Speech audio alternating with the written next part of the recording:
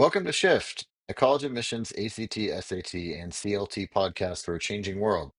I'm Tyler, the founder of Achievable, and we have affordable ACT and CLT courses that include everything you need to ace your exam.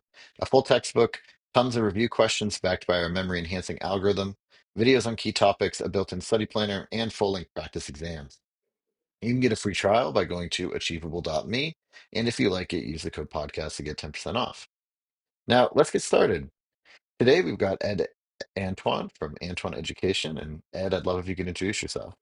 Sure. My name's Ed Antoine, and I've been running a test prep and tutoring company in Brooklyn, New York for the past 20 years. We do a lot of individual tutoring for SAT prep and also offer courses for the SHSAT, a high school admissions exam. Yeah, fantastic. Well, so today we're going to be talking, does your kid need executive functioning training or do they just need study skills?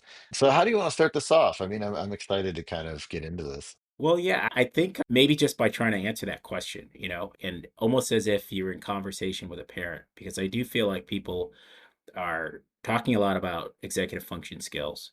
And I've done, a little formal education in executive function skills through some coursework.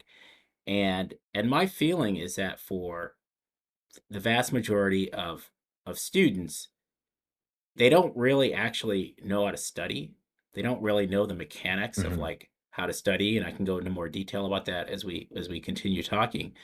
Um, but what their parents are seeing is they're just like they're very disorganized or they're not getting the results that they expect. And they're very bright, but they're not getting the grades that they want or the test scores that they want. And an executive function skills seems like it's being promoted by from a lot of voices saying, hey, that may be the issue. Maybe you need executive function skills coaching. And from my point of view, from what I've learned about over the past couple of years, is that, there are some students who really need it's therapeutic. They actually need Hmm. help with their executive functions. There is some issue related to their executive functions. But for most students, they just don't really, they've never in any structured manner been talked about, you know, what does it take to learn something new? How much effort is Hmm. required? What are the actions they should take? You know, how should they organize their work? What are the tools that they should use to organize their work? And those I typically I call study skills. Other people call them study skills. Hmm. And there's this kind of like overlap between the two. Yeah, and I think that also I think one of them is very, I don't know, broad is the word that I'm coming up with right now, but it's kind of like almost like philosophical versus like study skills are very tactical and concrete. And so that's kind of what I'm, you know, thinking about is I just feel like really there's so much that you can do right away with study skills training versus like executive function training is more kind of fuzzy. I don't know. Would you agree with that statement? And Well, I would say that for the people who, the professionals who work with study skills, it's very precise. They know exactly what they're talking about, and Mhm, they're talking about a couple of really, essential skills, like things like emotional regulation, processing speed. They're talking about very specific things, which I would say in the public conversation, when you mostly hear people talking about study, they're not always talking about those things. Often they're talking mhm, about what I've heard sometimes people refer to as higher level executive function skills. They're talking about does the student maintain a calendar? Do they plan mhm, their work ahead? And sure, those are executive mhm, function skills, but they're not like these. You could talk about lower level executive function skills and higher level executive function skills.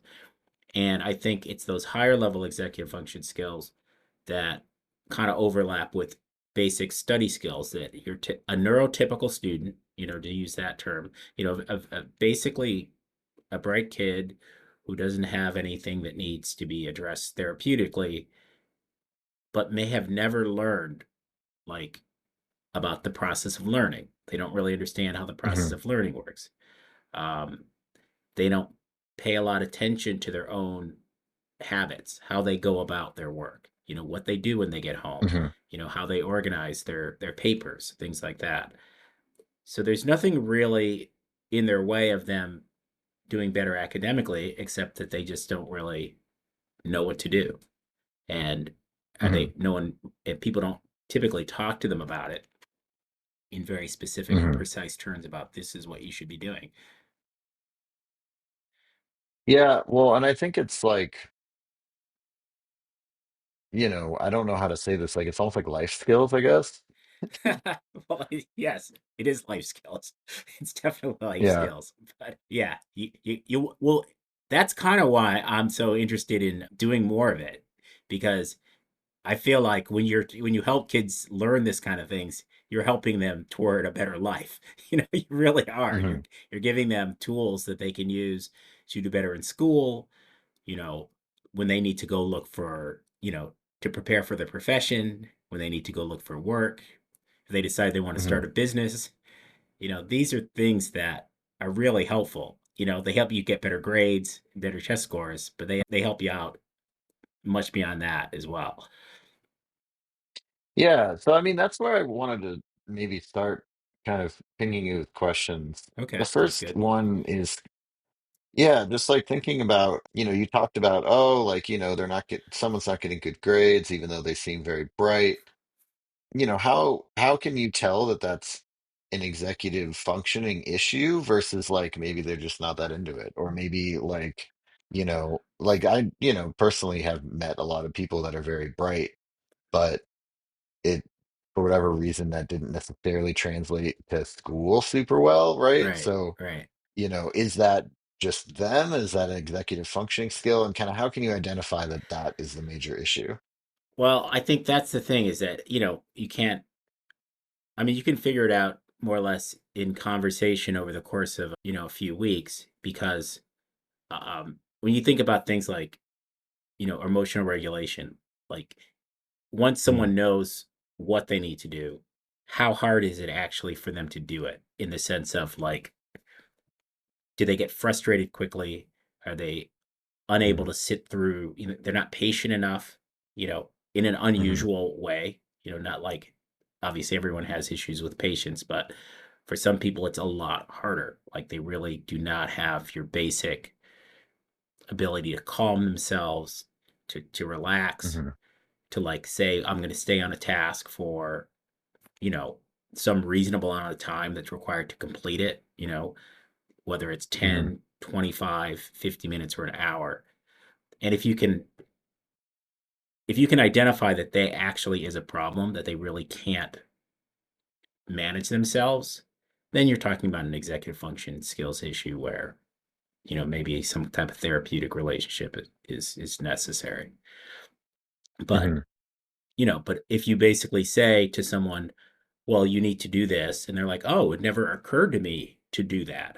It didn't. Hmm. I'll mention one thing that a part of the things that I teach with the study skills is something, and a lot of this comes from a toolkit that I've been studying put by another provider. And there's something called the setup routine, where you're basically telling students, when you go home, you, just sit down for like 2 to 5 minutes, map out what homework needs to be done that night, how long you think it's going to take you to do it, and then take a break. And then just take a break. And again, I've just started doing this year, and my second student, super bright kid, very bright kid, but whatever, we can go into the details of what's going on. But we talked about this for over the course of a few weeks, and it was like game changing for me. It's just like it was so made such a difference for him. Just the whole idea that when he came home, he actually planned out what he had to do, but without the burden of actually doing it. Like he just said, this is what Hmm. I need to get done. It's going to take me about an hour and a half. Okay, I know what I need to do. I'm going to go have a snack now. I'm going to relax for a little bit because I just got home from school. And this is now another student may not have been able to do that, to run with it. But for this, again, this is not, he just needed like a plan. And I will say also, it helped that we were able to, over the course of a number of weeks, we were to talk about the implement. I don't think he did it the first week, as I recall. It wasn't the first week he immediately started doing this. But once he started doing it, he realized, oh, this actually makes my life easier. makes it a lot easier for Hmm. me to get my homework done, and just my afternoons and evenings are a little bit easier to deal with. Right. Yeah, and I think that's such an important skill for people to learn. And I mean, in a way, planning is kind of a study skill, right? Because you're like, I'm studying for this much time, right? Let's talk about the other executive functioning skills. Yeah, I guess I feel like it's pretty obvious that like, everybody should kind of learn or teach their children how to do planning. I think that that's just a good idea. But let's talk about the other ones, right? It's like impulse control, like getting started on task, staying on task, and like other things like that, right? Like, how does that come into play and kind of how do you, I guess, just like train for those things? Well, now, see, this is one thing about executive function skills, and again, I wouldn't call myself an expert in executive function skills, but a lot of times, I think there is this sense that I mean, for some people, there's no training of them. They're more like, this is kind of what you've got, in terms of, say, Hmm. and when we look at the base level, you're talking about things like working memory. Like, I'm not Hmm. sure that there's a consensus of people who believe you can fundamentally impact your working memory significantly. Like, Hmm. you've got a certain capacity for working memory. So you need to work within the constraints of your working memory, not like do some exercises or drill to increase your working memory. Hmm. And I think that that's, again, Yeah. that's a very, where again, look, like, working memory is not a study skill, it's a capacity. But at the same time, it is considered a basic executive function skill. Like, you need to have a sense of, like, you know, what your working memory can handle. Hmm. Yeah. Well, and I think it's not just like what your working memory can handle. I think it's just even thinking about your working memory at all, at least for me, I feel like when I was a kid, I wasn't like strategizing around this. So, like, how do you've mentioned what your working memory can handle. I guess it's like, how do you train someone to understand what their working memory can handle? Because I actually don't know. Well, it's interesting because, I've been working as a tutor for, 20 plus years. And it's only in the Hmm. past few years that I've been, particularly speaking in these terms. But for most of my time as a tutor, I've been telling kids, you've got to write things down or else you're going to forget where you are in the problem.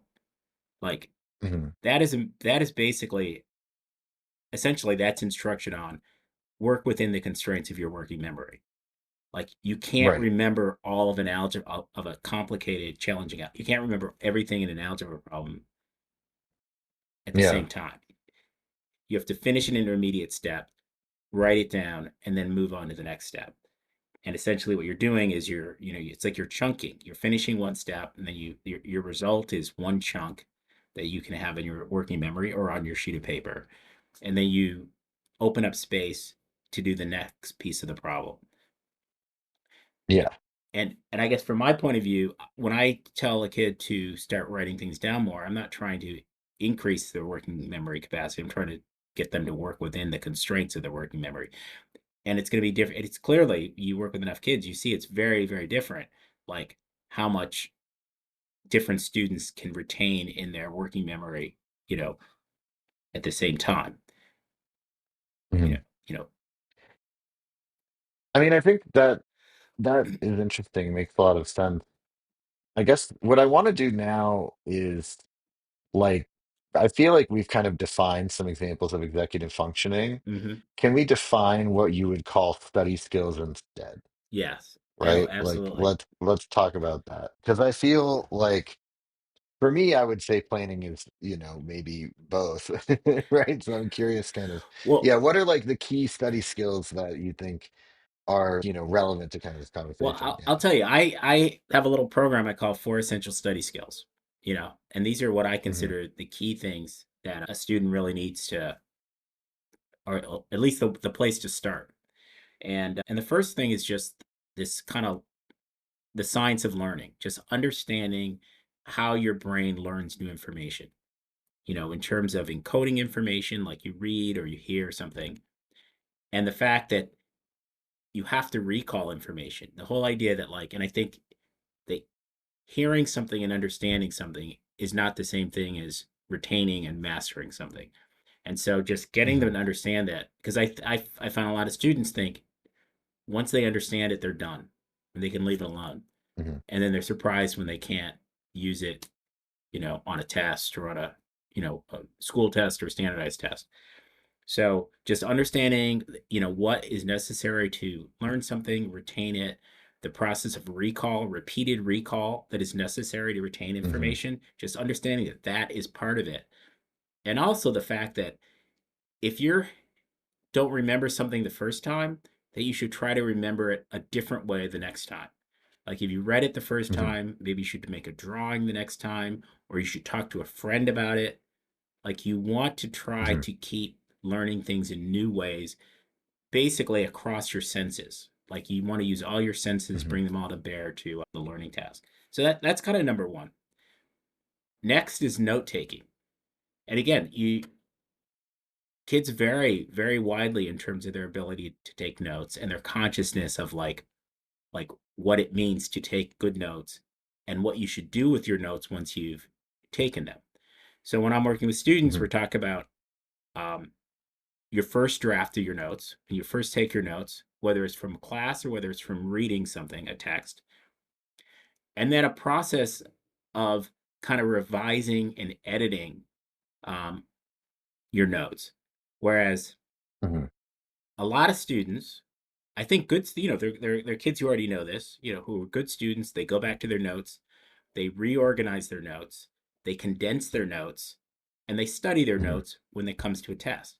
But that whole process, and that's like about three important steps at a minimum of just getting your notes Hmm. down, taking your notes in class, then at a later date, a couple days later, revising your notes, condensing your notes, potentially, and then the third thing I was going to go to is something called it's just study tools, like taking your notes and turning them, putting them into a format that allows you to drill yourself, question yourself, prepare for test. Hmm. So those three things right there is the understanding the learning cycle, understanding how to take and use your notes in an effective manner, and then how to quiz yourself, how to create tools for yourself that allow you to make sure you've retained the information and can prepare for tests.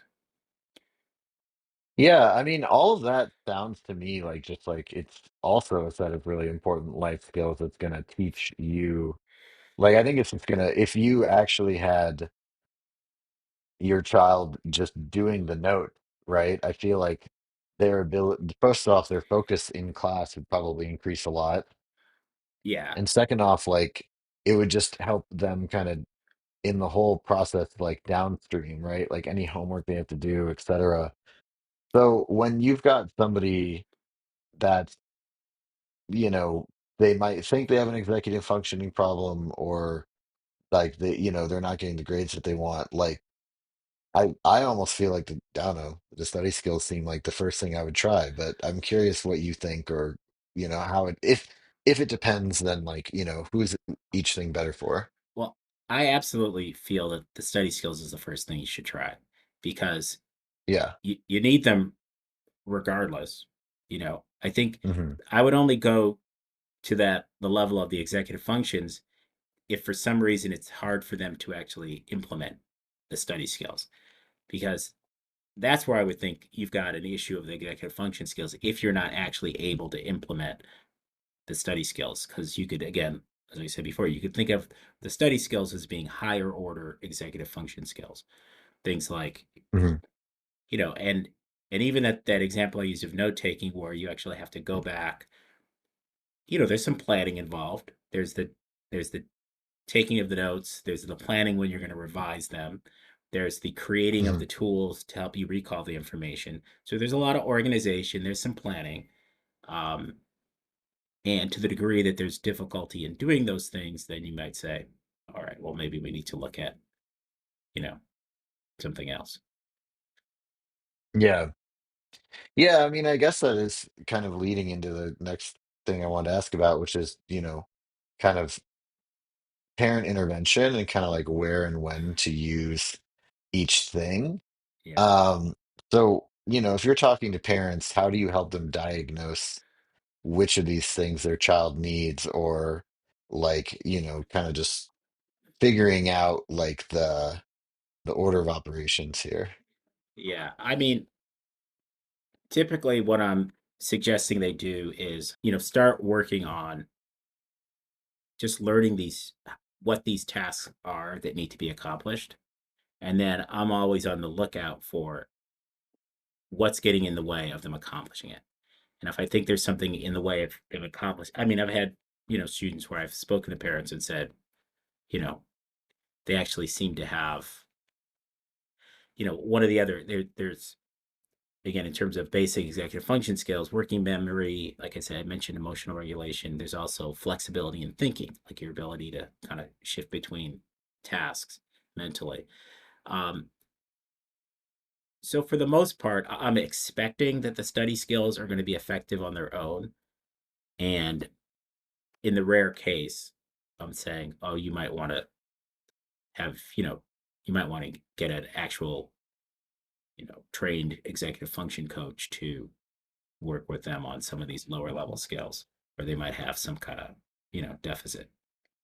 Yeah, and I mean, that is kind of like at the heart of the question, right? Is it like, does your kid need help building habits and structure? Does it need help with just like tools? Like, here's like, your study program, Right. or, and sometimes it's probably both. Well, I think that you mentioned the word habits, and I think that that's one thing about it takes a while to develop habits. So I think a lot of times people think Hmm. there's a bigger problem there is because they don't take into account the amount of time and effort it takes to develop good habits around studying. And Hmm. it's almost analogous to the whole thing I was talking about, the whole what it takes to learn something. Like students, parents or students think they're having trouble learning things, but they don't take into account that they actually haven't done what's necessary for any normal human being to learn something. Like you don't have a problem, Hmm. you just haven't done what's necessary to accomplish that task yet. And it comes to the same thing with this with the other skills, where it will take a little while to develop the habit to do this on a regular basis. And again, Hmm. you know, there might be some conversation, like again, referencing the student I was mentioning before, one of the other things Hmm. we were working on was going to school on time. That was a whole nother issue, Right. which is obviously bigger than, study skills, but something he Hmm. needed to, get into the habit of doing. Yeah. Well, and I think it's, important. Like, I think executive functioning, it's this idea that it'll be this silver bullet, but at the end of the day, it's probably just blocking and tackling that your kid needs to be doing, right? It's, I've heard people recently say there are a lot of people who are questioning whether how effective working on executive function skills are in isolation from an actual academic task, and these Hmm. other, supporting skills.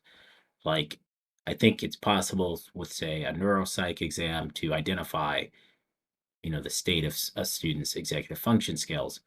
But in terms of working on like improving performance, just working on those skills alone, I'm not sure how effective that would be without also working on, you know, study skills, organizational skills, these other skills as well. Yeah. Now that makes sense. Great. Well, yeah, then let's talk a little bit about just kind of what that looks like, right? I mean, let's like talk about kind of, if you're training someone for study skills, this is what you would do. If you're training someone for executive functioning skills, this is what you would do. So people can kind of determine what they think is more like appropriate. Yeah, well, I would say that again, like I said, my focus is on the study skills. So when I say, hey, if you're training for study skills, the things I mentioned in terms of just the science of learning, learning cycle, note taking, how to develop tools that will help you retain information. For longer term engagements with students, we do a lot that revolves around their habits, looking at what their habits are Hmm. like. You know, what are they doing week to week to support, um, getting the outcome that they want. So there's that is really and then there's also some things that are very specific to, getting ready for tests, things like that, because that comes up. But again, that's a lot of that is pulling all the other elements together. How good were your notes? Did you use your notes to create study tools? And then what are you doing week to week? Again, are you keeping up with your notes? Are you keeping up with your calendar? Have you created a calendar? And again, in a longer term engagement, very much about, are you actively engaged in the process of planning your work? And again, you can Mhm. tell, obviously, I think, we all know you can tell someone plan your work, but it's a whole nother thing for a team to, on a weekly basis, to remember to always, like, that's a typical intro at the beginning of a session is, let's run through all your courses. Let's identify what your assignments are and let's put them on your calendar, which, Mhm. you know, easy to say, but a little bit of work for a team to do for themselves on a regular basis every week. Yeah, well, and I think that's also another question I had is like, so much of this seems to be focused around like building self-reliance in your child, right? But also like they're going to need help learning this stuff. So like where do you kind of draw the line both for yourself as kind of the coach or instructor, but also for the parents on like how much you should or should not be helping them with like either of these things really? Well, I think it's like, immediately I think of the analogy of like the training wheels. When you're helping your child learn to ride the bike, when do you take the training wheels off, right? Um, and you kind of feel like, well, the first time I take the training wheel off, they're probably going to fall and get hurt. But you may think it's time anyway. So I definitely feel like it's a very much of a judgment call of saying, because you're trying to create self reliance, because you're learning these skills that are going to allow self reliance. But when you're doing it initially, you're providing, a lot of support. Just as I Hmm. said, like, oh, we're going to take all your stuff off of from your assignments and we're going to put them on your calendar. Well, in the long run, that's something they need to do on their own. Maybe when they go to, whether it's high school on to college, although a lot of study skills coaches are working with college level students as well. So you could say whether it's a Hmm. underclassman versus an upperclassman. Certainly by the time you're an upperclassman, you would be thinking they would be taking their syllabus, planning their work, etc. At least that's certainly the goal. Um, so I definitely feel like it's a judgment call. You're always, or what I'm looking to do is support kids with the eye on, hey, I want to like remove myself from the process as soon as it's appropriate, because this is all about them being self-directed. Yeah, I mean, there's a no, that there's makes a ton of sense. there's a whole movement around self-directed learners, which I kind of feel like I don't know, identify with a little bit. I want to be part of what you want to be part of is helping them become self-directed learners. Like they can do it on their own, but they need to know what it is they're supposed to do first, and they generally need, some help, whether it's weeks or months, until it becomes habitual for them to do these things that support self-directed learning. Right. Yeah, and I guess then in the pursuit of your child being a self-directed learner, Hmm. essentially, like, what advice would you give to parents to kind of figure out the right way to approach that problem? I think the advice I would give to a parent is to have them go through a cycle with support first. See if that, Hmm. and see how much of a difference that makes. Because I think you have to introduce them. I think, I do offer, like I mentioned, this 4 essential study skills, which is very informational. It's like you're going to learn over the course of these sessions all this great information about how to be a better learner. I don't actually have the expectation that most students will then just all of a sudden leave and be doing this, on their own. So, I mean, honestly, it's very similar to what I do with SAT prep again, which I've done for more than 20 years. It's like I can tell your Hmm. child very quickly what they need to do on the test, but it's only when we go through it together for a few, 2, 3 months that I expect that it'll start coming to them naturally. So I would say for a student trying to develop into a self-directed learner, into an independent studier, give them 2, 3 months of support just to make sure that they've had enough time to get familiar with all these different elements of what it means to be, an organized, a planner, sometimes it's not about do you have a planner? It's are you a planner? Like if you Hmm. are a planner, all you need is a napkin, right? You don't need Hmm. so give them some time to actually work with someone to develop methods. You know, how are we going to go about this? What are we going to do? How frequently are they going to do different tasks? What classes are they going to apply different tasks to? Like a lot of times I'm saying, well, we're going to use this on this particular class because it's more challenging. We don't need to do that on this other class because you've kind of got a handle on it. But I would say a couple months or a full semester just to see what kind of impact it would have. And then if they feel like they're good, then next semester or next year you're on your own, and hopefully retain it and keep working at that level. Right. Yeah, that's great. Well, then I guess, if you were to conclude this here, and the title is Executive Functioning versus Study Skills, like what does your child need? I think that the answer is it depends, It right? depends. But I Yes, it think that definitely I'd be curious kind of how you'd like to answer that question kind of in conclusion here as we wrap up. I would say, in conclusion, I would say all kids need study skills. I would not suspect your child needs executive function skill support unless they're not able to master study skills on their own or with some, you know, elementary, rudimentary, basic support. Again, I think of, and this is a little bit my definition, but I think of executive function skills as being, it's almost therapeutic in the sense of, oh, we need to get very clear about what your child's capable of, working memory, emotional regulation, intellectual flexibility. Like, what are they actually capable of? It's almost like an analysis, an assignment. After all that's done, you still need to learn the study skills. Right. Yeah.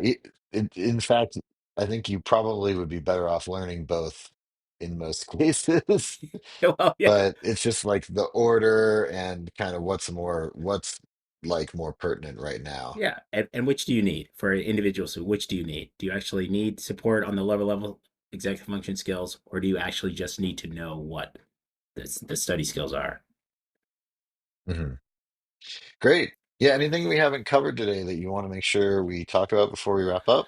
No, that's pretty much it. I feel like, we've touched on a lot of points. And, like I said, I just feel like a lot of kids don't know about these things. They don't understand the basics of like what's necessary to get the result they want. And, if parents are willing to get someone in there to provide that basic support, it can make a big difference. Yeah. Well, great. Thank you so much. This has been Shift, a college admissions podcast for a changing world, hosted by Tyler from Achievable with Ed Antoine from Antoine Education.